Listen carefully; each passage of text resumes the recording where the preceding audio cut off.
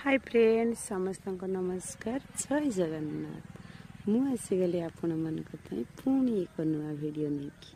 मु आज रोषे करी बंधाकोबी माछ मुंड छिचड़ा। आपण मैंने तो बंधाकोबी बहुत प्रकार रोषे करी खाई मुझे रोषे कर थरे सेमती बनईकि खातु जानीपर ता टेस्ट आपण को 2 गुण बढ़ी एमती बंधाकोबी आपण बार बार रोषे करी खाइए। मो फास्ट बंधाकोबी को चुन चुन कर काटिदेली कारण जिते सरू कर बंधाकोबी काटे बंधाकोबी सेते शीघ्र मेल्ट हो जेहेतु बंधाकोबी आलू पड़ो बैगण पड़ो परिवा तो पड़ो ना तो आलू बैगण सागरे बंधाकोबीटा सुंदर भाव मेल्ट हो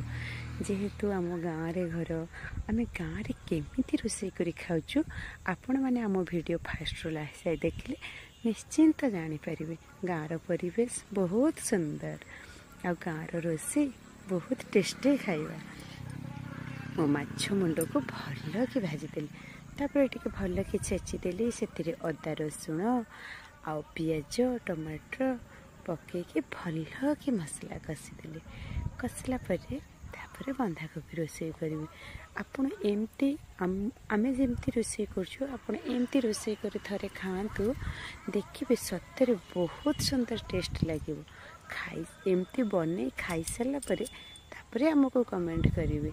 देखिए एमती बार बार करके खाइए रोटी सांगरे भी खाई पारे पराठा सांगरे खाई पारे भात सांगरे भी खाई पारे भात पखाल आपण जहाँ भी खाई पारे कारण बहुत टेस्टी खाइबा ना गाँ खाइबा केते सुंदर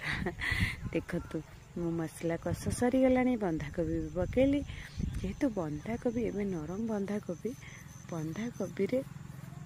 पानी बाहरी